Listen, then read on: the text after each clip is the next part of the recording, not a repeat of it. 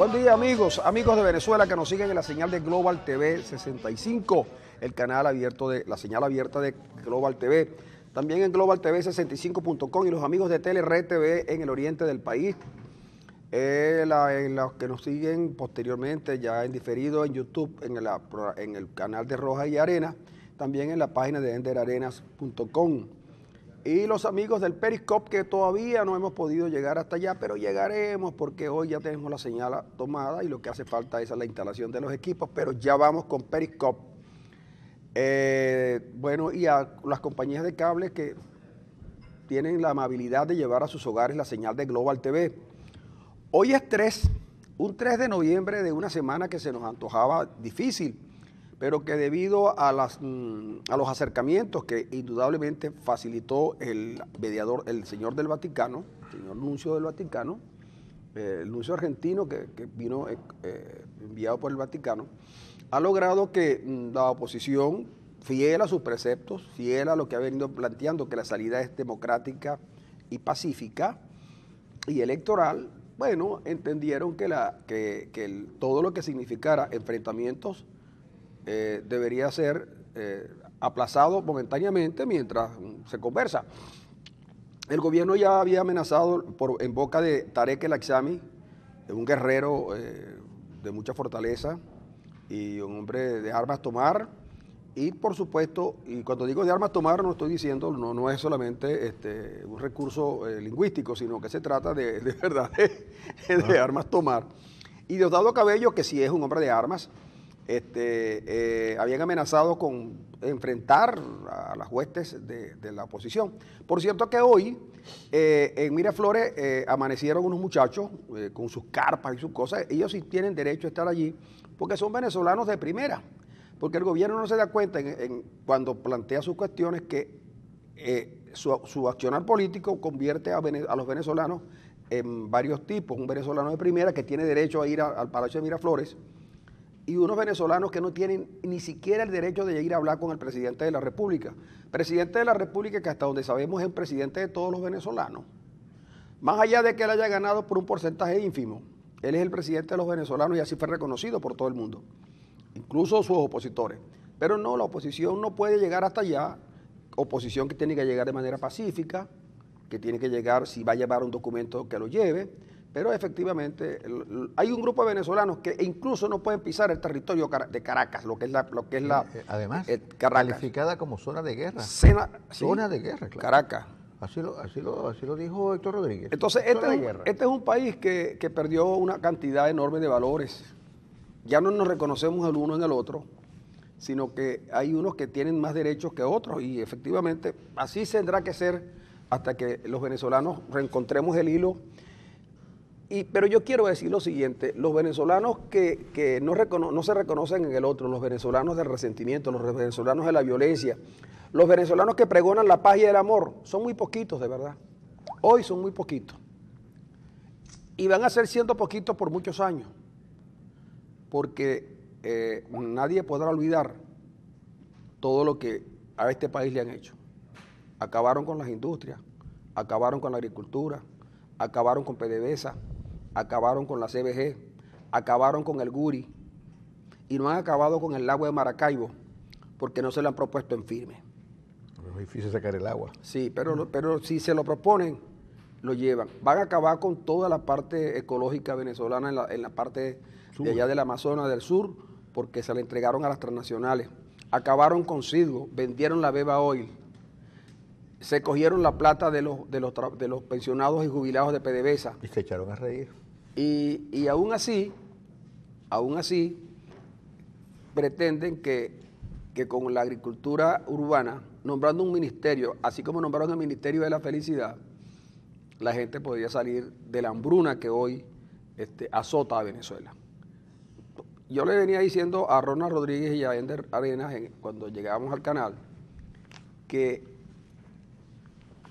todavía muchos venezolanos viven de algunos ahorros que hizo hace unos tiempos atrás, pero esos ahorros se están acautando. Y cuando se agoten, entonces cuando ni a María vamos a poder llamar porque la CanTV, eso no sirve. La CanTV no sirve. La CanTV no le sirve a los trabajadores, que los trabajadores de CanTV tenían un contrato muy bueno que los amparaba y eran accionistas de la empresa y habían dividendos todos los años. Pero ahora tampoco le sirve ni a los trabajadores, ni a los suscriptores, ni a nadie. Porque la CanTV, que antes tenía un eslogan que decía, uniendo a la gente, hoy, CanTV no existe. Y yo recuerdo que cuando la estatizaron, yo le dije a Eder Arena, por un tiempito la CanTV va a funcionar porque están corriendo el modelo administrativo que dejaron los propietarios anteriores. Y estamos en el lugar donde hay zonas que han perdido el cableado y la gente le dice, usted no volverá a tener teléfono, pero sin embargo en el mercado negro, una línea, como yo dije aquí, que vive ahí de CanTV, me dijeron, no lo hagas, porque las líneas las están vendiendo en 400,000 bolívares. 400. Sí, señor, sí, señor. Bueno, Arena, yo de verdad que te había comentado también que íbamos a conversar un poco sobre todo ese debate que se ha generado, ya hoy más tranquilo, sí, 3 de noviembre. Bueno, sin embargo, hoy los estudiantes anuncian una marcha por la Unidad Libertadora.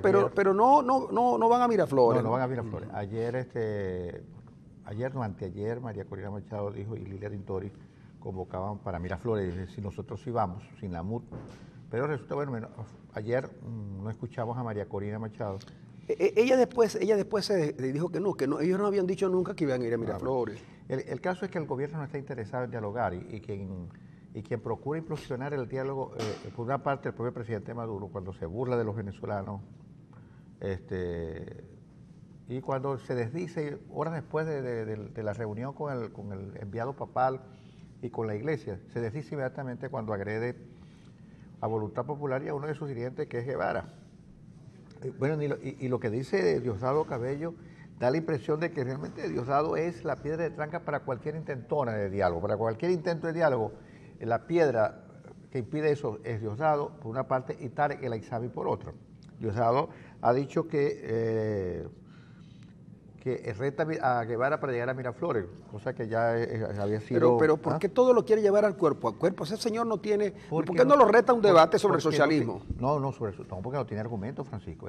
Diosdado debe ser la cabeza más precaria que el chavismo tiene. Yo no le he escuchado a Diosdado una frase inteligente. Pero mete preso y amenaza. Eso sí, le he escuchado, él es el brazo armado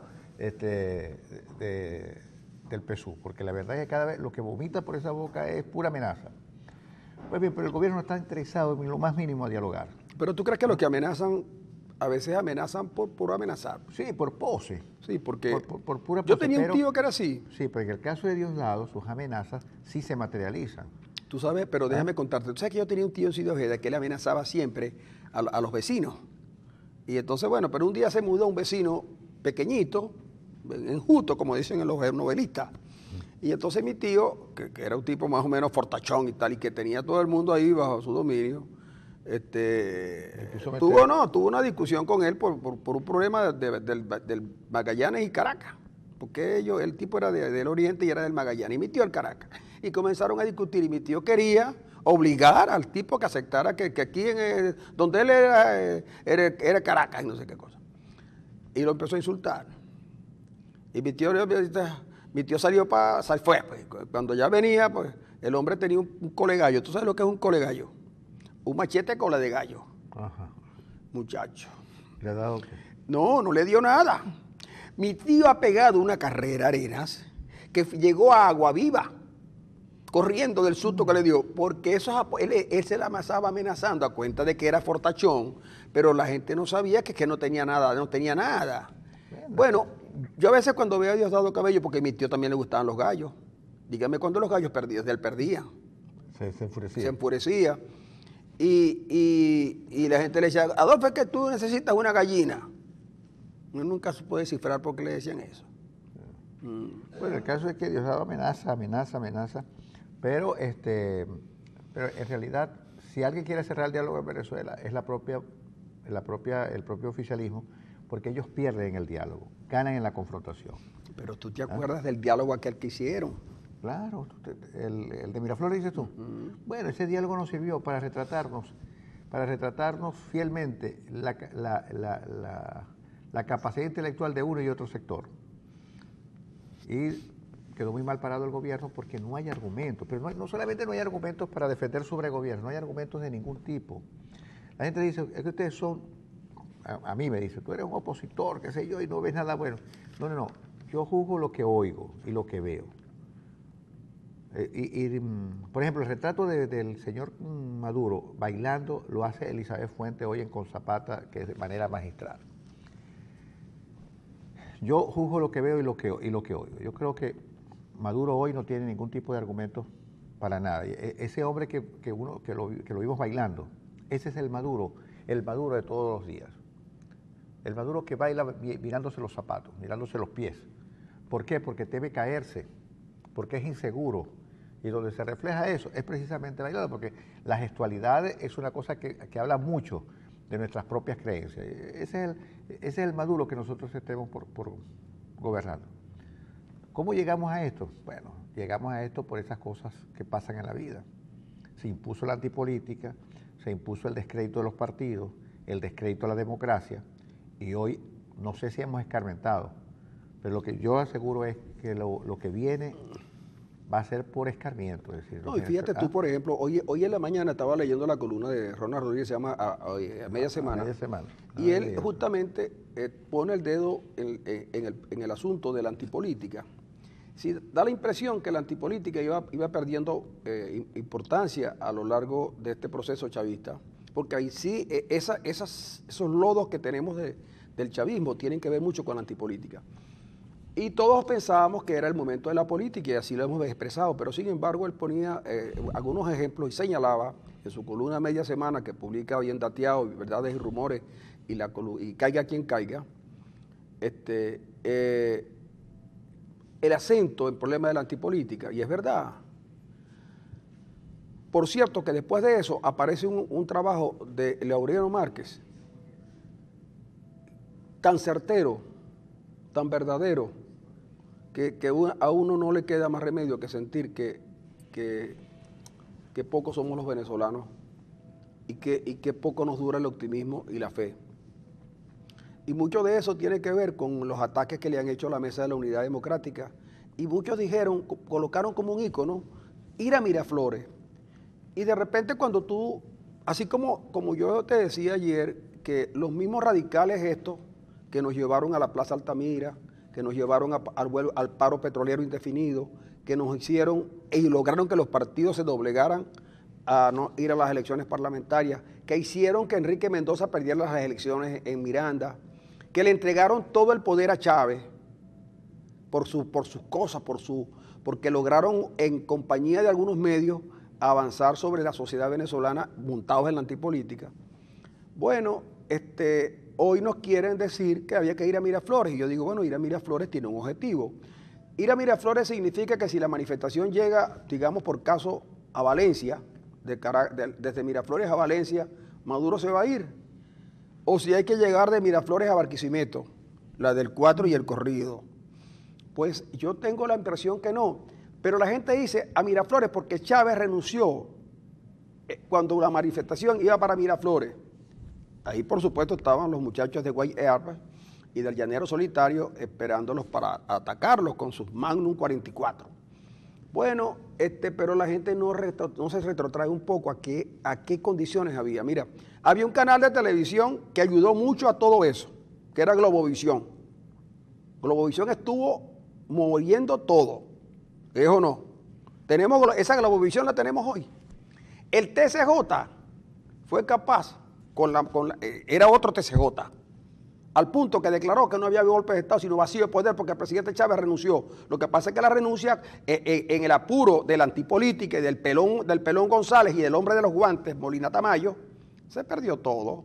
Y la actitud pusilánime de Velasco, ¿cómo se llama? Efraín Velasco. Y por supuesto...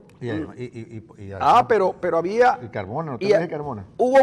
Había un parlamento que inmediatamente que Chávez se entregó, era partidario de que nombraran un presidente de la Asamblea Nacional. Habían otras condiciones, un TCJ diferente, y unas Fuerzas Armadas también distintas a las que tenemos hoy. Por eso Chávez se va. Porque cuando las Fuerzas Armadas le dicen que no lo van a seguir respaldando en el Plan Ávila, se sintió sin el poder. Esas son las condiciones de hoy. Para eso es que quieren ir a Miraflores. Y después que llegan a Miraflores, ¿qué? ¿Qué, María Corina? ¿Qué, María Corina? Nada. Entonces, mire, como yo hablo con cierto desparpajo por mi condición de comentarista, lo mejor que pudo pasar fue que el Vaticano interviniera. ¿Y saben por qué? Porque el chavismo no se va a dejar desalojar de allí por la violencia. A ellos los desalojan ganándole las elecciones y ganándole los espacios de la democracia. A ellos los desaloja una campaña internacional que los ponga de cara al mundo como lo que realmente son. Y por eso yo siempre dije que la pelea no estaba en Venezuela, la pelea estaba afuera, y que por eso en la mesa de diálogo quien ganaba en la mesa de diálogo era la oposición, porque el chavismo quería que no fueran. El chavismo quería, le puso muchos peines. El último peine que les puso fue la mesa de diálogo. Vamos a ver si van. Porque todo el mundo decía que nadie quería ir a sentarse con el gobierno, y el gobierno se vio obligado a tener que sentarse. Ustedes quieren diálogo y convencen a una parte de la dirigencia, como es lógico, de ir a un diálogo. Una parte no lo entendió, pero no tenía por qué. Pero no lo entendió dentro de una disidencia democrática. ¿Y qué terminó pasando? Que unas horas después de que lo sientan y que se ven retratados frente al mundo, de que tienen que hacer algunas, que reconocen que no hay división de poderes, que reconocen que en Venezuela el presidente hace lo que quiere y cuando quiere, y que las Fuerzas Armadas juegan un papel bastante extraño para las circunstancias. El presidente al otro día, en un baile también extraño, ataca a Voluntad Popular y a sus dirigentes, ese terrorista. ¿Quién quería el diálogo? ¿A quién favorecía el diálogo? Probablemente a nadie, pero la oposición tenía que pasar por allí. Ese costo tenía que pasarlo para demostrar, para poner al gobierno en su sitio. Y las aguas están otra vez poniéndose en su lugar y comenzará seguramente otra etapa. Pero yo dudo mucho que este round, como dijo esta periodista venezolana muy querida, ¿no?, de unos ojos impresionantes y un cuerpo también impresionante, pero seguramente una mente no organizada para el análisis político, Rosana Ordóñez. Ella dijo con su ingenuidad, pues lo que lo hizo famoso en Venezuela, no sé si ¿tú recuerdas a Rosana Ordóñez? Sí, claro. Bueno, con esa ingenuidad que la caracterizaba, dijo, el gobierno ganó este round. Mentira, el gobierno no ganó este round, lo perdió. Veamos. ¿A quién le convenía un refriegue en Miraflores? ¿Al Chugo Torrealba o a Diosdado Cabello y al Alzami? Por eso ellos se quedaron con los crepos hechos. Diosdado no tanto, porque a Diosdado le gusta, cuando ve la confrontación, probablemente, lo que no tenga seguro es una... Sale como el tío tuyo. Lo que no tenga Diosdado seguro es la torre de Miraflores. La torre de Miraflores, no, la torre del aeropuerto de Maiquetía, que dicen que fue, dice Ismael García, que fue donde se escondió. Mire, hasta Freddy Bernal dijo que Chávez en el nerviosismo decía que era zurdo y tenía la pistola en la mano derecha, amenazando como Allende. Entonces yo creo que, no sé, seguramente usted considerará, algunos considerarán, de los que me escriben a mí también, que me dan muy duro, que yo soy un provocador. Pero yo creo que si algo ha logrado la Mesa de la Unidad Democrática es encauzar la lucha para donde debe ir y no se han dejado chantajear, extorsionar. Porque a la Mesa de la Unidad y a sus dirigentes, chicos, como decía Laureano, mira, en un momento Capriles era la figura, ¿no? Después fue Leopoldo López. Y en estos días, no pasó muchos días que Henry Ramos era chico y de la noche a la mañana el hombre es considerado un traidor. Sí, la gente le gusta que le digan lo que quiere escuchar. Por eso te decía que yo ayer sentí cuando al final, cuando Ramos habló Capriles, sentí que por primera vez la oposición se desligaba de las encuestas, se desligaba de los opinadores, para tomar una decisión donde asumen realmente el liderazgo para crear liderazgo. Así son los líderes no se dejan ariciar por los opinadores ni por el sentimiento, en un momento determinado por lo que se llama pueblo, que puede ser irracional. Porque el pueblo se equivoca y suele equivocarse mucho. Cuando aquella enorme manifestación el 11 de abril salió hacia Miraflores y el presidente renuncia, están dadas ciertas condiciones para que obviamente se cumpliera un ciclo, pero no, hubo equivocaciones, no hubo experticia política, porque la dirigieron realmente gente que no hacía política, ni quiere hacer política, quería hacer antipolítica.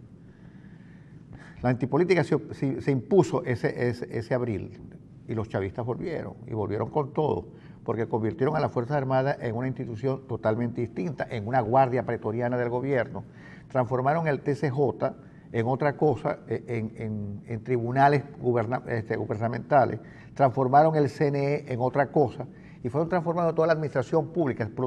Terminó por producir un deslave institucional que hoy la estamos pagando. Y que, ojo, no es fácil volver a reconstruir institucionalmente el país. Se requiere una enorme voluntad política, no solamente de la gente nueva que llegue al gobierno, si es que llega, se requiere también de los que en ese entonces eran opositores, que es el chavismo. Es decir, institucionalmente el país no se recupera, no se reinstitucionaliza, si no es con la cooperación, ojo, de los que hoy son gobierno y que mañana van a ser opositores.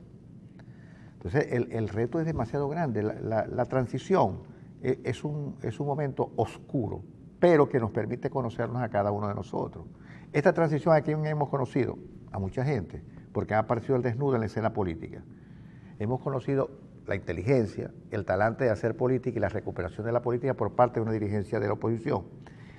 Hemos conocido también las torpezas de una parte de esa oposición y hemos conocido el talante autoritario y dictatorial también del gobierno.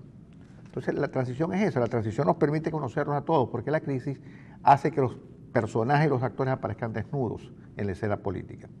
Por eso que no es fácil la transición. La gente cree que esto es tomarse una cola negra. Para nada. Fíjate ya el presidente. Fíjate tú que hemos cambiado tanto, que por ejemplo, en otras circunstancias tú ya no hubieras dicho cola negra. No, hubieras dicho Coca-Cola. Hubieras dicho Coca-Cola, ¿ves? O sea que es importante. Fíjate tú lo que ha cambiado el país, que ya Arena, por ejemplo, muy daba, porque esas son marcas que uno reconoce como parte de, donde el país tenía sus marcas, y uno lo que hace es reconocerlo. Lo que pasa es que el punto de la publicidad te impide el mercadeo y cosas. Pero es verdad, ya dijo cola negra, ese es un hito importante. Claro. ¿Cómo le diría a la pastilla, a la tableta esa efervescente? Alcacerse. No puede ser. ¿Y cómo le dirías a un polvito que también es efervescente? Sal de frutero. y a la pastillita para dolor de cabeza.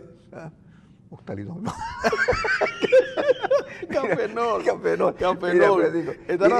Y la marca de jabón, del polvo, uno decía, me das un paquete de Ace. Sí, es verdad. Y también era tanto así que nosotros, la gente decía, cuando iba para Caracas, es un panorama. El panorama de Caracas. De Caracas. Nacional. Y entonces, porque Panorama es todavía un gran diario, y Mario sabe que voy a hablar bien de Panorama, y a él me prefiere enviarme a la pausa. Pero la expresión maracucha más sabrosa era, está pringando. Está pringando. Oye, es para qué me está pringando de hace días. Sí. Mira.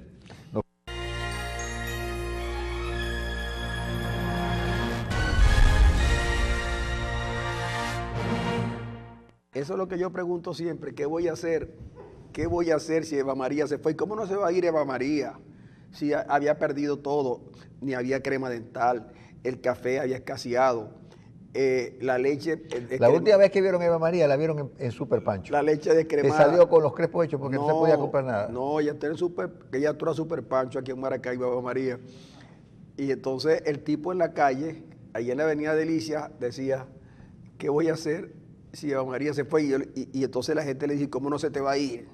Si con lo que te pagan a vos en la universidad de profesor titular de educación inclusiva, no podéis darle a Eva María un gusto. ¿Y cuál? Un marroncito mañanero. ¿Por qué? Porque a Eva María le gusta con Nescafé. Y con leche descremada. Y entonces resulta que eso no se consigue. Y el pobre hombre llamó a esta gente y le hicieron la canción enseguida. ¿Qué voy a hacer si Eva María se fue? Mira, yo quería hablarte de esto que está pasando. Y entonces hay personas que han tenido reconocimiento en los últimos años en virtud de su trabajo. Por ejemplo, uno de ellos es Thais Peñalver, por ejemplo. Escribió un libro, tiene otro libro en la imprenta, y entonces ella, de verdad que a mí me gustó el libro de Thais Peñalver, y yo comencé a sentir que ella, de verdad, estaba haciendo un gran esfuerzo por rescatar la memoria histórica del venezolano, pero la vanidad ha trastocado a la muchacha, ¿vale? ¿Por qué? Porque es que ahora se convirtió en un oráculo. Ella y Fernando Mírez para los que salgan. Entonces resulta que tú no les puedes decir nada, tú no puedes criticar alguna cosa de ellos porque se molestan. Hoy la vanidad en Venezuela está repartida entre Thais Peñalver, María Corina Machado y una que otra vez Lilian Tintori. Pero Lilian Tintori se permite porque ella era actriz, ¿no? Y entonces uno dice, bueno, si esta gente sigue orientando o pretenden orientar a la mesa solo con sus criterios, con sus rabias, con sus cosas, con su ira, oye, lejos estamos nosotros de una solución. Yo lo digo claro. Pero déjame decirte una cosa, yo sé que a ti te ha gustado y a otra gente le ha gustado mucho el libro de la señora Peñalver, de Thais Peñalver. A mí no me gustó el libro. Y hay que decirlo. Y a mí no me gustó. A mí la introducción está bien montada. Yo creo que de ese libro es rescatable la introducción. Los demás son cuentos, chicos. Y un anecdotario ahí, ¿cómo se llama? Salpicado de algunas cositas. Pero fuera de la introducción, el libro es otro libro más, que no se compara, es decir, no tiene comparación con otros esfuerzos que se han hecho desde otra perspectiva. Mira. Pero el libro de Peñalver no me parece a mí el gran libro sobre el chavismo. El libro de Barreratisca es infinitamente superior y otros esfuerzos que se han hecho en torno al análisis de estos 17 años han sido superiores. Del libro de Peñalver yo rescato la larga introducción que hace sobre la naturaleza, el carácter de las Fuerzas Armadas venezolanas, del ejército venezolano. Quiero entender entonces que esa pose de vanidad de Thais Peñalver no... Bueno, yo creo que debería ser más humilde para decir, mira, su juicio sobre el revocatorio. El revocatorio se murió, o no se ha muerto, según Capriles no se ha muerto inclusive, está vivo y coleando, en el sentido de que el revocatorio permitió a la oposición llegar hasta donde está hoy en día. Sí, pero fíjate tú, por ejemplo, que lo que yo, hace un tiempo atrás, las pontificadoras de oficio del país eran Patricia Poleo, Marta Colomina y Marianela Salazar. Y entonces, del lado de la parte era Kiko Bautista, que Carla Angola, ¿no? Sí, que eran radicales, ¿no? Y entonces Carla Angola también, pero Carla Angola, digamos que es una figura más menuda, ¿no? Bueno, que es verdad, más menuda. Sí, más menuda, pero tenía mucho más fuerza mediática Patricia Poleo y la señora Colomina. Y la señora Ibellice Pacheco. Y la señora Pacheco también, pero entonces resulta que ellos no fueron... Yo siempre esperé y he esperado por mucho tiempo que ellos se hagan una autocrítica, ¿vale?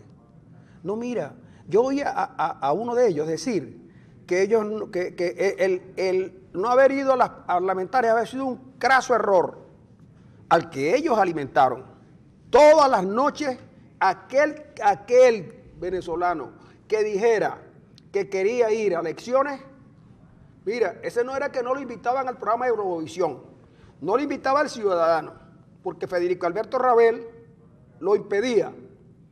Y Marcel Granier, en su momento, el omnipotente Marcel Granier también. Entonces uno dice, oye, estas cosas son para aprender, y ustedes dirán, ustedes vinieron con el plan de provocar, no nos fuimos provocando a nadie, es que estamos diciendo la verdad, es que María Corina está vanidosa. ¿Usted recuerda cuando dijo, si el revocatorio es en el 17, no cuenten conmigo? Y yo pregunto, ¿y es que María Corina, si se lanza candidata fuera de la unidad, gana? Los candidatos de María Corina toditos perdieron, y luego ningún partido en Venezuela solo le gana la elección, ni Primero Justicia, ni Acción Democrática, ni Voluntad Popular le ganan, que son los tres grandes partidos. Los tres grandes partidos son Acción Democrática, Voluntad Popular y Primero Justicia. Ninguno solo le gana al chavismo. Yo no quisiera que hicieran la prueba, de verdad que no lo quisiera. Pero las cosas hay que decirlas tal como son, porque de repente hay mucha confusión y mucha incertidumbre. Justamente porque nadie se atreve a decir que, por ejemplo, a Arenas no le gustó el libro de Taís Peñalver, que la introducción es buena, pero más nada. Ahora, yo sí recomiendo el libro. Yo lo recomiendo porque seguramente yo lo leí de otra manera. Y entonces yo, por supuesto, pero lo que me preocupa ahora de Taís Peñalver es que después que tuvo un éxito editorial, porque lo tuvo, ella pretende, bueno, sustituir todo con el Twitter. Yo creo que ha escrito otro libro con el Twitter. Sí.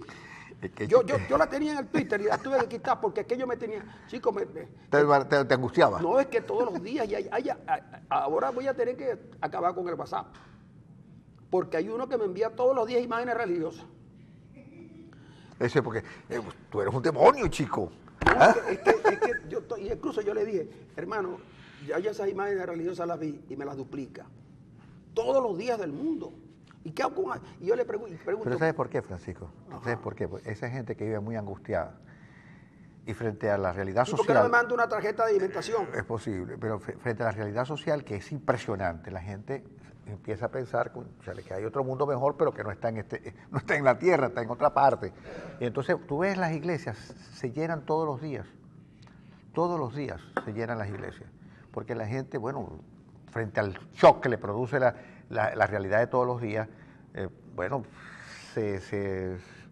se refugia en otro tipo de mensajes y ora y reza. Mira, la iglesia se ha convertido en el gran centro de encuentro de la gente. Yo paso todos los domingos por frente a San Onofre, a la iglesia de San Onofre. La misa de las 8 es una cosa impresionante. No caben los carros en el estacionamiento y la gente, la misa de las 11 igual, la misa de las 6. Pero por cualquier iglesia que tú pases en Maracaibo es impresionante. Bueno, la gente, una vez que fracasó el socialismo del siglo XXI como una utopía que era para mucha gente, una vez que fracasa, la gente dice, bueno, ¿y ahora qué? No hay manera de salir de esto y la gente se refugia en la iglesia. Ahora, una pregunta, Arena, ya como un comentarista. Por ejemplo, también para ustedes, los que están aquí en el estudio, que ahora tenemos público en el estudio, pero no podemos poner la cámara. ¿Por qué? Pero una cosa es esta, mira, si vamos a suponer que suposición al fin y al cabo, después de todo esto, ¿qué es mejor para el chavismo? ¿Un revocatorio o una elección general? Entonces, yo creo que ¿qué piensa la oposición? Puede pensar que lo mejor para la oposición es un revocatorio. Y lo mejor para la oposición sería una asamblea constituyente. Eso sería lo mejor, pero el revocatorio es una opción importante. Ahora, si el gobierno para acercar posiciones y dice, bueno, vamos a hacer una elección general en abril del año que viene. Yo la acepto. Yo la aceptaría. ¿La oposición aceptaría eso o consideraría que la mesa de la unidad es una traidora? Yo aceptaría una elección general. Pero por eso, pero lo que digo yo, si el gobierno dice, con la mediación y con las cosas, mira, no vamos para revocatorio por las razones que han expuesto y tal, y le proponen, nosotros queremos una elección, entonces viene la otra parte, ¿quién garantiza el proceso? Bueno, seguramente tendrá que, allí se comprometerán otros actores y podrán garantizar que el gobierno cumpla. Pero si el gobierno no cumple, queda peor. Si el gobierno no cumple, queda mucho peor que como está. Y yo sigo insistiendo que la única manera de salir del chavismo es derrotándolos electoralmente. Claro. Es electoralmente que hay que derrotarlos, donde ya fueron derrotados. El otro camino, el de la confrontación que quiere Diosdado y quiere el examen y quiere Maduro, aunque en menor medida, no, allí en ese escenario la oposición no gana. Te voy a decir una cosa, el chavismo no se puede derrotar militarmente. Eso es casi imposible. Porque tienen las armas, tienen la Fuerza Armada, tienen los colectivos armados, es decir, eso es, ¿no? Militarmente el chavismo es inderrotable. Entonces hay que llevarlos al escenario de las elecciones. Y en ese escenario de las elecciones hay que garantizar que sean elecciones, pero sí, en la última elección, ¿con quién estaba el Plan República? En la elección presidencial, ¿con quién estaba el Plan República? Que las condiciones eran diferentes. Con el gobierno. ¿Con quién era el ministro? El mismo tipo que dijo, López, ¿no? Chávez vive, la lucha sigue. Sí. Y el ministro no pudo cambiar los resultados, porque la gente salía a votar. ¿Con quién estaba el CNE? Con el chavismo. ¿Con quién estaba el Tribunal Supremo? ¿Con quién estaba la Asamblea Nacional? ¿Con quién estaba la Fiscalía? ¿Con quién estaba la Contraloría? ¿Con quiénes estaban los gobiernos regionales? Y la mayoría de los gobiernos municipales con el chavismo y los derrotaron. El chavismo no quiere ni conversación por escasez de argumentos y no quiere elecciones porque las pierde. Entonces, si tú sabes que tu enemigo o tu adversario no quiere ir hacia, tú tienes que forzarlo. ¿Y cómo lo vas a forzar? Con la comunidad internacional. Claro. Y que el chavismo se mida. Que se mida. Y si el chavismo propone, por ejemplo, que volver al sistema anterior de representación proporcional y no al injusto ahora que el que tiene menos votos puede tener la mayoría.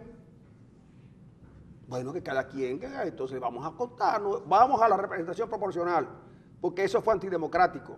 Y podemos proponer entonces que haya una posibilidad de modificar la Constitución para que el país ya no tenga un presidente, sino un primer ministro y un presidente que haga la otra función. Yo creo que una asamblea constituyente le sale al país para reinstitucionalizarlo. Es decir, porque aquí lo que ha quedado en el suelo es el cuadro político institucional. Es decir, se destruyó el cuadro político institucional que había y no se construyó otro, imagen y semejanza de los intereses del gobierno, y así no funciona la democracia. Una democracia funciona con separación de poderes, pero aquí no la hay. Y si no la hay, el espíritu de la democracia queda totalmente liquidado. Yo quisiera que la misma que dijo la vez pasada, que la separación de poderes era un anacronismo, que lo dijera hoy. No, escondida, yo no le he vuelto a ver nunca más. Que lo diga hoy. Y después, por supuesto, hay que revisar, hay que hacer un Tribunal Supremo de Justicia que sea integrado por los venezolanos de más alto nivel y de paso con las credenciales necesarias para poder estar en un cargo de tanta importancia. Porque quien interpreta la Constitución tiene una responsabilidad que tiene que estar mucho más allá del partidismo. Y tiene que haber un CNE que sea lo suficientemente imparcial, que ni sea de la oposición ni sea del gobierno, que actúe según la ley. Y lo más grave y lo que le interesa al ciudadano, que policías de todo tipo y de todo signo sean rescatadas de donde están. Que el propio ministro de Relaciones Interiores destituya al principal policía del municipio más importante del chavismo en el Zulia. Eso debe llamarnos la atención. ¿Verdad? Mire, en cualquier parte del mundo, que el propio ministro de Relaciones Interiores destituya al policía más importante del municipio, más importante del gobierno en el Zulia, y que eso no haya recibido una opinión del gobernador del estado, que se haya quedado callado, él que se nombró paladín de la seguridad. Entonces amigos, las cosas obviamente han comenzado a cambiar. Yo no estoy diciendo con esto que el general Reverol nada, estoy diciendo que cumplió como tenía que cumplir, como lo ha hecho en otros casos también el general Reverol. Y cada vez que el general Reverol tiene una medida que favorezca los intereses del país, yo voy a estar de acuerdo con él. Claro. Bueno. Mire, ahí nos llegó esta nota de una señora que ella vive en Cantaclaro, cerca de donde tú caminas. En la urbanización Cantaclaro. En la plaza, ella vive cerca de la plaza de Cantaclaro.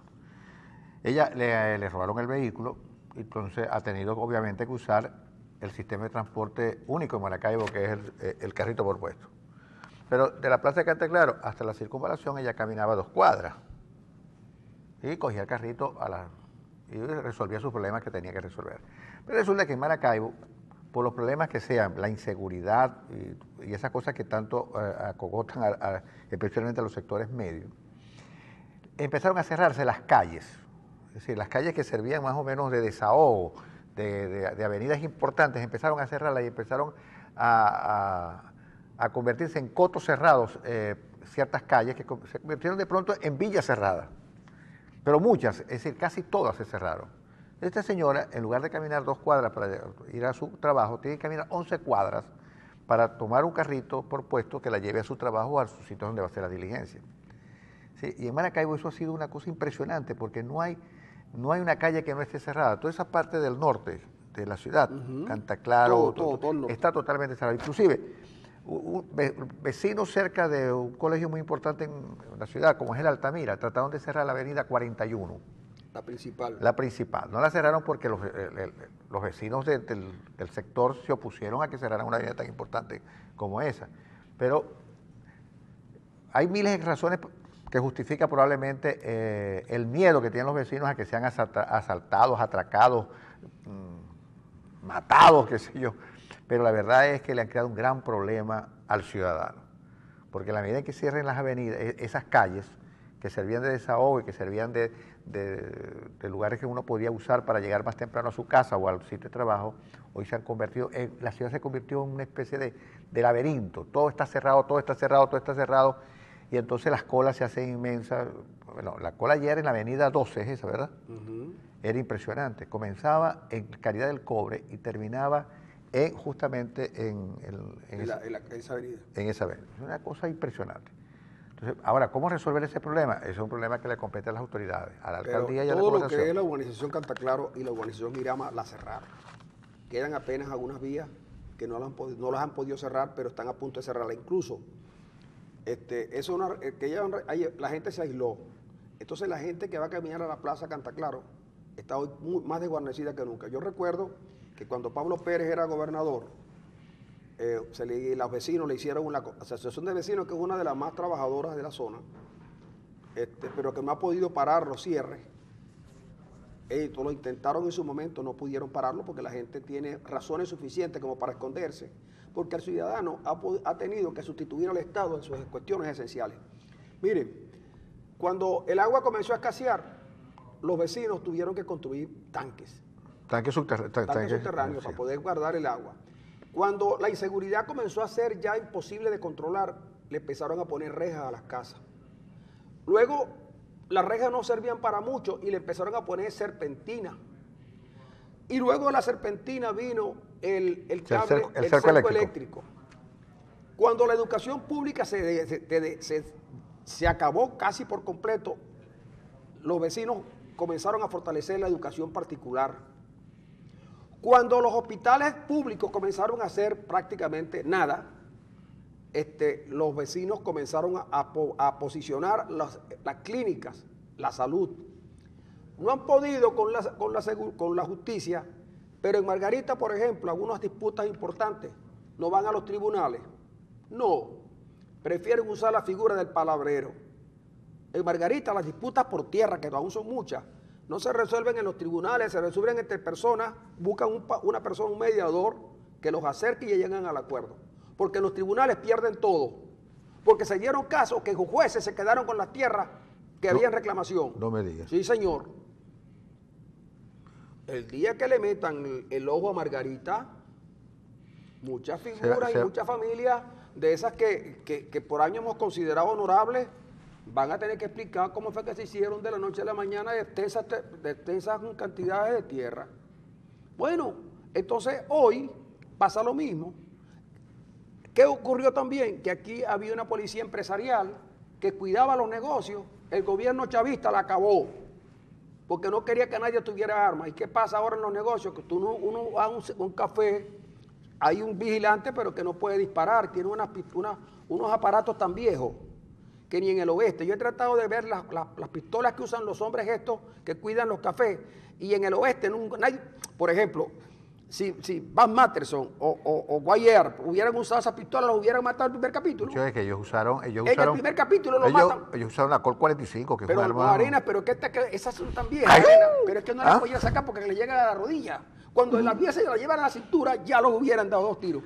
Entonces, esa es la razón que tenemos. Mira, ahora el Estado perdió eso sí, perdió su actividad en la cuestión esencial y se dedicó a otra. Hotelero, gestiona los limpiadores de zapatos, se mete en cuantas cosas no se debe meter, pero en las que tiene que estar metido el Estado no está. Pero fíjate cómo la gente se ha ido privatizando. Es decir, cada día hay actividades, se fue privatizando y el Estado se hizo aparentemente más poderoso.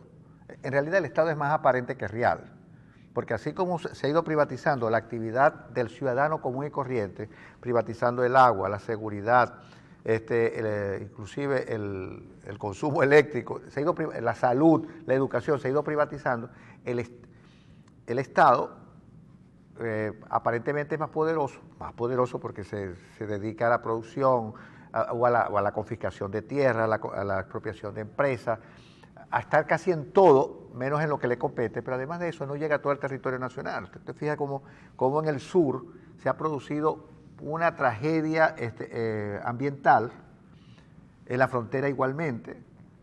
Bueno, tenemos un Estado más aparente que real y eso se expresa en la figura del propio presidente Maduro, que más inseguro no puede ser. Es que ayer me decía alguien que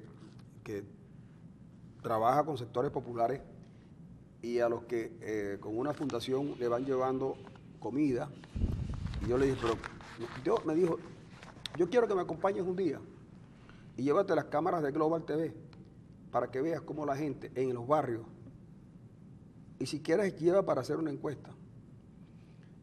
Y me dijo, y no te estoy hablando de gente que no tiene trabajo, te estoy hablando de gente que trabaja.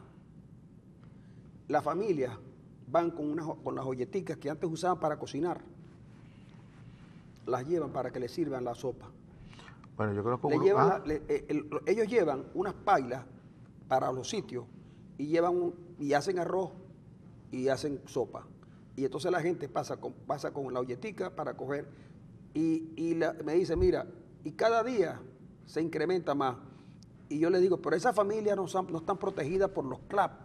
Me dice, no, Francisco, los CLAP no llegan sino hasta los consejos comunales, y cuando los consejos comunales están organizados por gente decente, y que siente lo que está, ok, reparten, pero la mayoría de esa mercancía no llega, la venden más adelante. El pueblo está muerto de hambre, y es verdad, pero yo digo, el gobernador del estado, por ejemplo, o el ministro, oye, dense una pasadita por los barrios, porque es que ustedes, según dijo Annalisa Osorio, a ustedes le llevan la comida a la casa.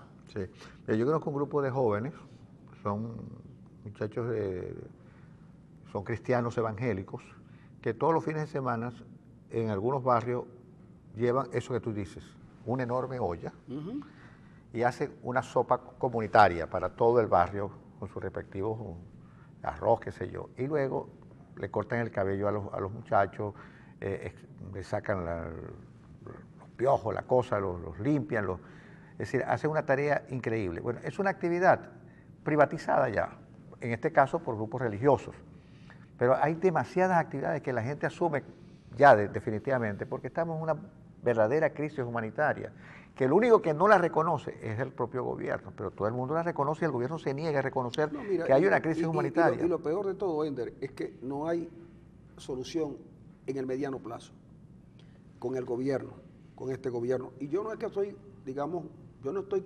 en contra del gobierno por querer estar contra el gobierno. Yo no soy, digamos, un clásico opositor. Pero quiero decirles que yo quiero que salga del gobierno, porque es que el gobierno no me da salida. Las reservas internacionales del país han caído a su mínimo histórico, ¿ok? Lo que quiere decir que se van a reducir las capacidades de importación que el país tiene. Ya no producimos nada y tenemos que importar, pero ya no tenemos dólares con que importar. Y la tragedia es que nadie nos quiere prestar dinero para fortalecer la industria petrolera, que ha venido perdiendo capacidad de producción a lo largo del tiempo. Y eso significa que Venezuela va a recibir menos ingresos. Y se apostó, a mí me dijo una figura muy importante del gobierno, me dijo, ya viene el rebote, ya el presidente anunció el rebote. Oye, yo no sé dónde...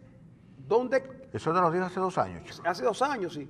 Yo no sé, pero lo que pasa es que me dijo el rebote, me ha dicho tantas cosas, periquitos por el medio, que yo a veces siento que ellos no saben para dónde va esto, pero los venezolanos sí sabemos. Si no hay dólares del petróleo, ¿de dónde los vamos a sacar? Y si no tenemos dólares, vamos a seguir pasando necesidades. Entonces, amigos, cambiemos el gobierno.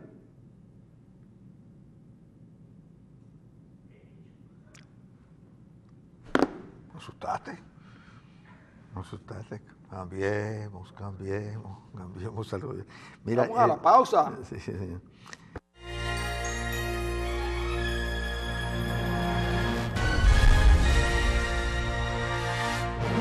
Estos días de la bajada de la Virgen estábamos oyendo a Ricardo Aguirre por aquello de la Maracaibo marginada y sin un real. Pero yo quería oír aquella que dice, acabaron con la plata y se echaron a reír, pero les puede salir el tiro por la culata. Bueno, hasta ahora sí, se está riendo, ¿no? No creas, yo creo que no, yo creo que el tiro ya comenzó a hacer efecto. Mira, por cierto, ahora que hablamos de tiro por la culata, el 7 de noviembre está a punto de comenzar ya el juicio con los sobrinos de la pareja presidencial. Sí, eso es la semana que viene. La semana próxima, y yo creo que eso debe tener muy preocupado, si no al gobierno en general, sí a la pareja presidencial, porque son sus familiares inmediatos. Bueno, pero yo me imagino que... parece que no la tienen todas consigo, bueno, pero yo me según imagino dice la que prensa. ya, por ejemplo, yo me imagino que primero el apoyo, digamos, humano y financiero de Ruperti debe haber ayudado mucho a los muchachos, sobre todo porque ellos no han tenido buena prensa. Ellos no han tenido buena prensa y el gobierno se ha cuidado mucho de ayudarlos. Es decir, los medios informativos del gobierno, su principal canal y en los principales programas del gobierno, que son el de Rodríguez, el de Diosdado y el de Maduro, no tocan el tema. El de José Vicente. Y el de José Vicente. Si ellos, por ejemplo, estuvieran persuadidos de la inocencia de estos muchachos y de la trapisonda del gobierno norteamericano, ellos deberían haber salido a defenderlo y no lo han hecho. Tampoco en los medios impresos ni en la radio. Prefieren eludir el tema. Eso ha dejado a esos señores, porque no son ningunos muchachos, en una situación muy delicada. E incluso ayer se decía que ellos sus abogados, pretendían que la riqueza que tienen, que de la que ellos disponen, no sea tomada en consideración a la hora por el jurado. Porque si son ricos, la gente va a sacar la cuenta. Si tiene 30 años, no ejerció nunca el derecho, de dónde sacó el dinero, cómo lo sacó. Comienzan las especulaciones, sobre todo porque aparentemente en las declaraciones que ellos le dieron a los oficiales de la DEA, ellos manifestaron que intentaron hacer honestamente dinero proponiéndole al jefe de las finanzas de PDVSA, que a la sazón es primo de ellos, que les permitiera ganarse una comisión honestamente, cobrando las facturas las facturas que tiene la estatal petrolera, que ha sido un negocio muy redondo. Parece ser que el hombre en principio se negó, pero eso no está probado. Pero la fortuna que tienen es una fortuna que yo pregunté y es una fortuna considerable. Sobre todo, no considerable con respecto a lo que nosotros tenemos hoy los venezolanos, sino lo que tienen muchos en el exterior. Eso ha dificultado de alguna manera las presiones que la defensa ha tenido con el juez y con la fiscalía. La fiscalía está en línea. Yo no sé si esta semana, mañana, pasado mañana o los primeros días de la semana que viene hay acuerdo. Pero alguien me dijo, y eso lo vamos a preguntar a Mayor Petit mañana, el día sábado en la Pata del Colibrí, si estos caballeros prefieren inmolarse o contarlo todo. Es una cosa bien difícil. Ellos han contado ya algunas cosas, por ejemplo, las ventajas que les daba la cercanía con la pareja presidencial para utilizar sus salidas y entradas por el aeropuertos nacionales. Sí. Entonces, obviamente, eso compromete definitivamente al gobierno venezolano en una actividad que no es nada decorosa. Si no al gobierno, por lo menos a la gente del aeropuerto de Maiquetía y a los militares que están cuidando. Exacto. Entonces, yo creo que no las tienen todas consigo y el gobierno va a tener que dar una explicación sobre ese asunto, especialmente porque en el expediente parece ser que se nombran repetidamente algunos funcionarios que hoy todavía tienen altos cargos en el gobierno. Entonces, eso parece que está muy delicado y, como tú dices, hasta ahora la pareja presidencial prefiere eludir el tema.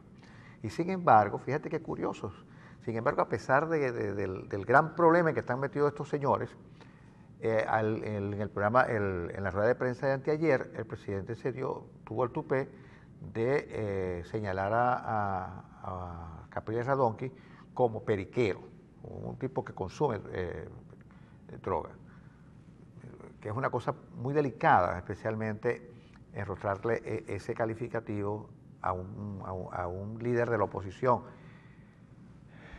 sabiendo el problema en el que está metido precisamente su sobrino. Yo me cuidaría de hablar ese lenguaje si yo tengo rabo de paja.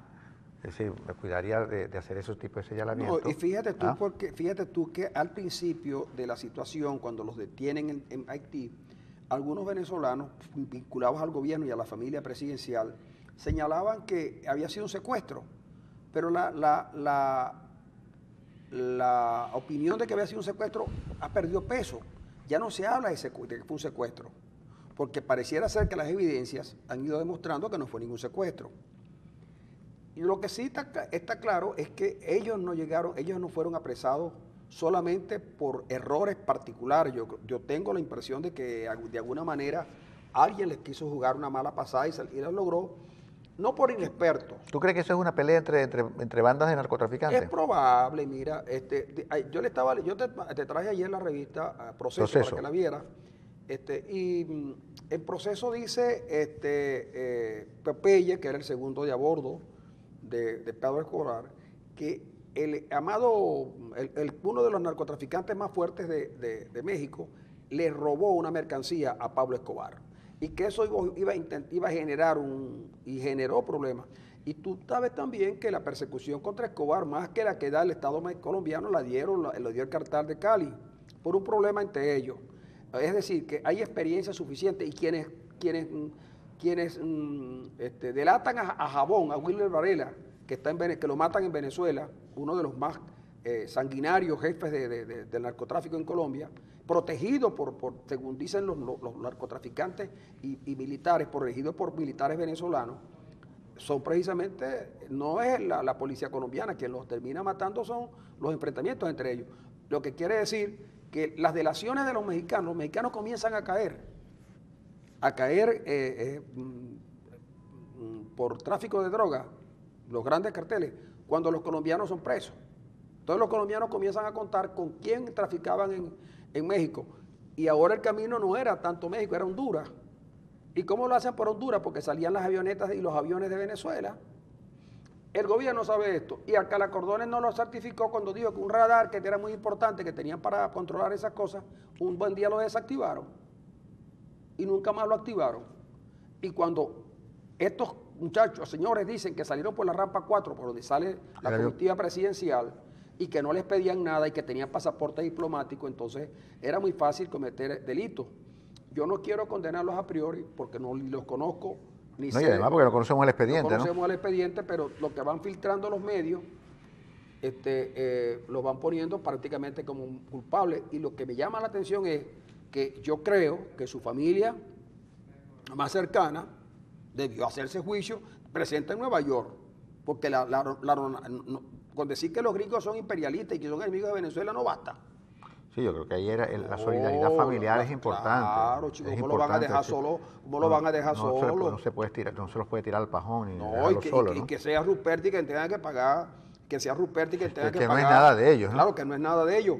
Es la familia la que tenía que haber recogido dinero para la defensa de unos señores que estaban en Haití en actividades revolucionarias. Y además de eso, uno de ellos dijo que lo hacía por su mamá, puede ser para la candidatura de su mamá. Bueno, pero ahí hasta eso también tiene que ser aclarado. Si eso es mentira, él no estaba buscando dinero para mí. Eso hay que decir, claro. Hay que decirlo, pero esas cosas no se dicen. Y entonces al final... La gente empieza a pensar con suspicacia de que algo hay allí. Porque la gente es mal pensada, Arenas, la gente es mal pensada.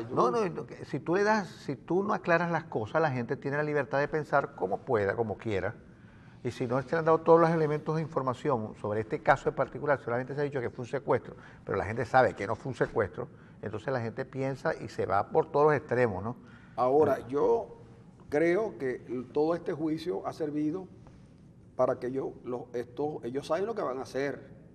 Ellos, por ejemplo, tendrán que, imagínate tú, si la condena es de 30 años, tienen 20 años, 30 años, salen a los 60, ¿no? A los 60 todavía se puede vivir bien.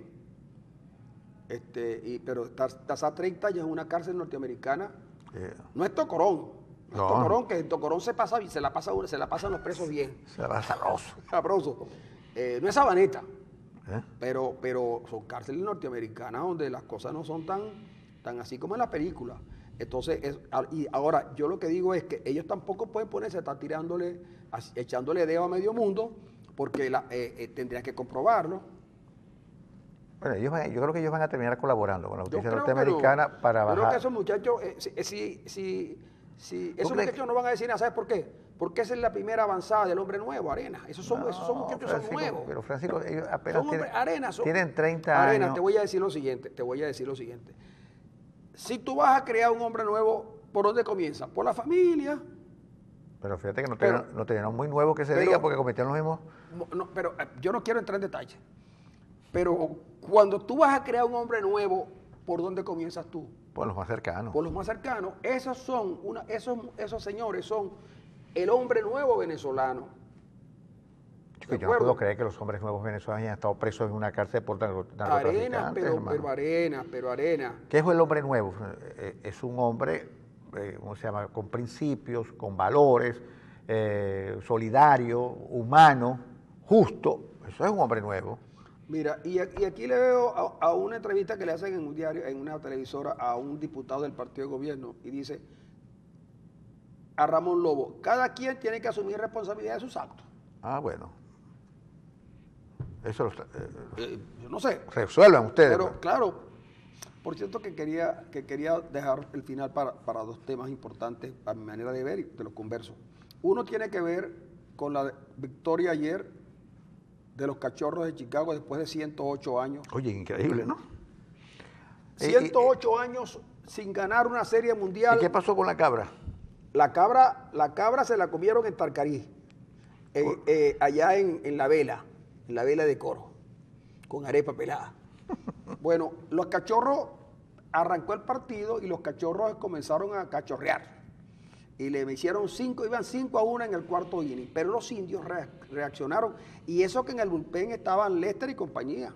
Tira todo, ya estaban gozando. Los Cachorros estaban gozando porque con 5 carreras a 1 y con el pitcher que no estaba tan bien, pero estaba haciendo los outs, y con Lester y compañía en el bullpen no pasaba nada. Pero resulta que más adelante, ya cuando la cosa estaba fácil, sacan al cerrador estrella, que es Chapman, para tirar el octavo y el noveno seguramente, para llenarse de gloria, y le pactaron el partido 6-6.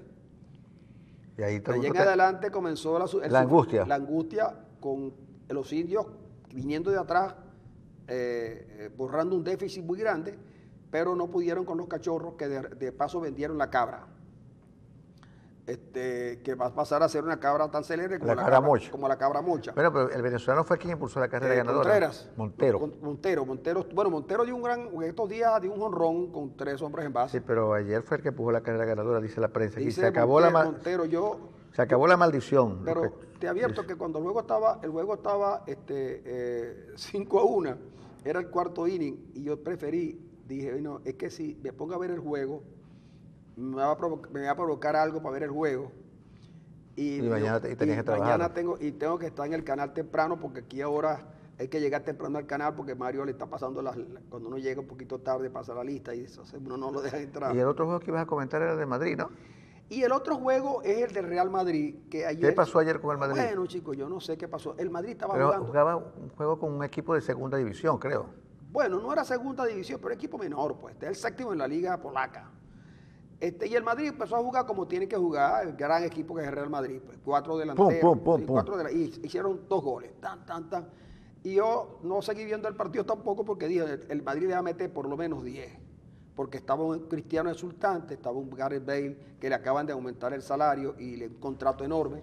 Estaba el francés Benzema, que ya resolvió sus problemas con la justicia francesa. Sí, ya está incorporado a a la la selección. Morata, que es un jugador de estrella. Bueno, total que... 4 delanteros. Sí, 4 delanteros y aquel equipo polaco que dejaba lástima, ¿vale?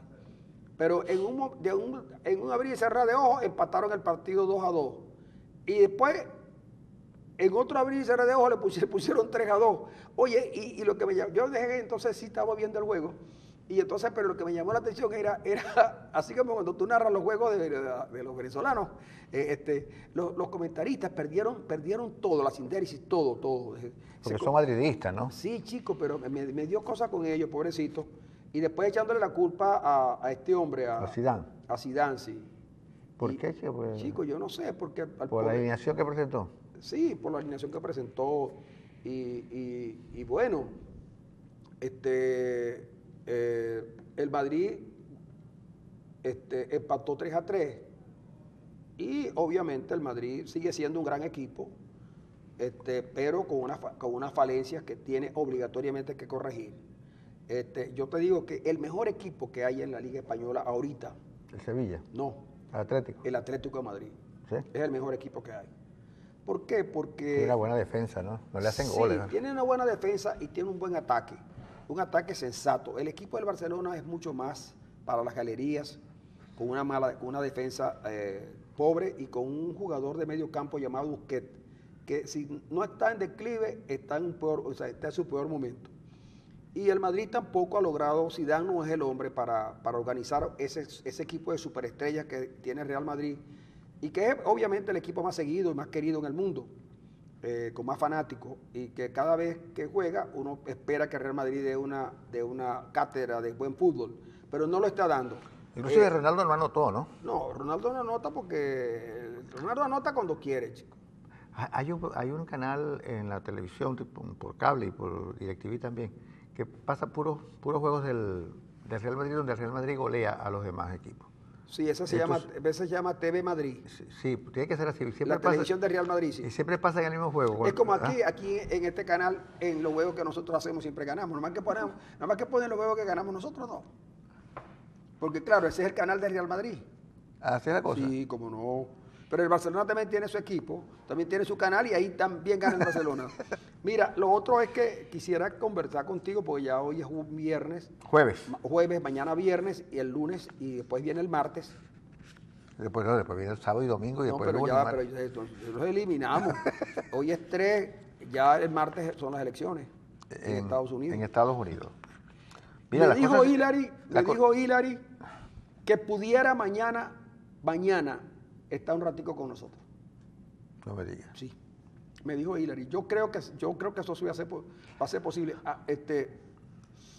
Me dijo... Ahora, sería interesante que ella nos hablara de los emails, de los 600.000 emails que encontraron ahora, a última hora, donde hay de todo, sexo, cuestiones políticas, porque el CUMI no sabe qué es lo que hay allí. Sin embargo, lo anunció 2 semanas antes. Oye, y el CUMI se las trae consigo, porque aparte de eso, hay un tuit del FBI donde vuelve a rescatar un caso de Bill Clinton con respecto al indulto de un empresario que había evadido impuestos. El FBI parece que está jugando a favor de Trump. Bueno, tú sabes que en Estados Unidos estas policías no son menos corruptas que las nuestras, pero tienen una cosa que es que actúan según un código. Y no te extrañe que sectores interesados en no ver a Hillary Clinton en la presidencia hayan activado al FBI para eso. Eso significa quebrar a una institución que hasta ahora había dado señales de pulcritud, ¿no? De pulcritud. Ahora, ellos lo resuelven votando al presidente. Ese señor hizo su trabajo de ganar Hillary Clinton o de perder Hillary Clinton. Está fuera. Está fuera, claro, está fuera. Ahora, Trump ha pasado adelante. En las encuestas. En las encuestas está adelante. Yo te lo había señalado antes que se publicara porque lo había leído en un avance del New York Times. Pero hay quienes dicen que las encuestadoras estuvieron favoreciendo a la señora Clinton, y que nosotros vemos a Trump con el alma latina, no con el alma de los gringos que están en su cosa. Es posible que hay un sector de los norteamericanos que debe estar votando por Trump porque, bueno, por cultura, por lo que sea, pero yo creo que Trump es una amenaza para el mundo, no solamente para la democracia norteamericana, sino para el mundo. Las aseveraciones que hace recientemente sobre los mexicanos, sobre los latinos en general, sobre los cubanos, sobre los venezolanos, son lamentables. Y de verdad que es lamentable que los norteamericanos le den el triunfo a un personaje como Trump. De verdad que es lamentable cómo dice, cómo habla, cómo se expresa y cómo no reconoce absolutamente a los otros. Yo creo que sería prácticamente un suicidio de la institucionalidad norteamericana en caso de ganar Trump. Y no estoy hablando con el alma latina, porque ni vivo allá, pero de verdad que es lamentable que los norteamericanos opten por Trump. Y como decimos nosotros, los pueblos suelen equivocarse muy a menudo. Nosotros tenemos una amplia historia de equivocaciones populares, de equivocaciones del pueblo. Es decir, ¿por qué? Porque lo nacional popular, fíjense, este gobierno puso su acento en lo nacional popular. ¿verdad? Rescató héroes de nuestra historia que no eran héroes, pero que los convirtieron en valores populares importantes. Pero fíjese que rápidamente eso nacional popular que había construido el gobierno de Chávez se convirtió otra vez en estatal nacional. Y lo hemos expresado cuando habla Cabello, cuando habla Maduro, y por eso que este gobierno es profundamente reaccionario. No es revolucionario, es profundamente reaccionario. Mientras que la oposición venezolana, que muchos hablan de derecha, que es una cosa que ya no, es una cosa totalmente gaseosa, es conservadora en algunos aspectos, pero no reaccionaria. Lo reaccionario es este gobierno. Y mañana podemos explicar cuál es la diferencia. Me están escribiendo aquí, Arena. Dale, termina entre lo reaccionario y lo conservador. Dime. No, que me acaban de escribir que sí, que Montero estuvo muy bien ayer en el juego, pero que el héroe final fue Ben Zobrist, quien bateó un hit en el 10º inning para 2 carreras. Ganaron los Cachorros 8-7. A 7, sí. Porque los Cleveland todavía hizo una carrera en el 10º. El que estuvo lamentable fue el que sustituye a Wilson Contreras. Ross, ese estuvo lamentable.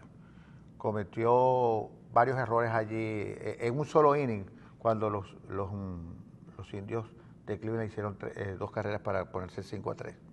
Sí, pero bueno, ya ganaron los Cachorros. Yo confieso que tenía... Y este año ganan las Águilas. Este año los campeones son las Águilas. Este es el año de las Águilas. Yo no voy a decir nada porque aquí nada ha pasado. Yo quiero decir que yo soy ahora fanático de las Águilas, pero yo me puedo cambiar al final. No, las Águilas tienen un buen equipo y tienen un buen manager.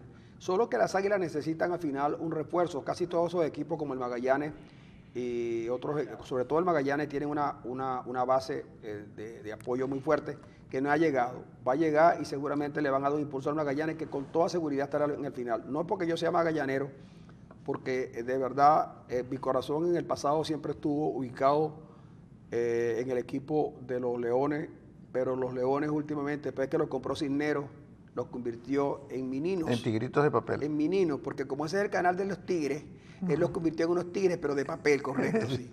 El equipo era bueno cuando era de la propiedad de la familia Prieto Morales, pero después que lo compró... Es una cosa totalmente contradictoria. Los Leones son del dueño del canal de los tigritos. Y los tigres los tigres son propiedad de unos tigres de la política. Sí, señor. Grace Zuliana, ajá. Ahí está. Nos vamos, amigos.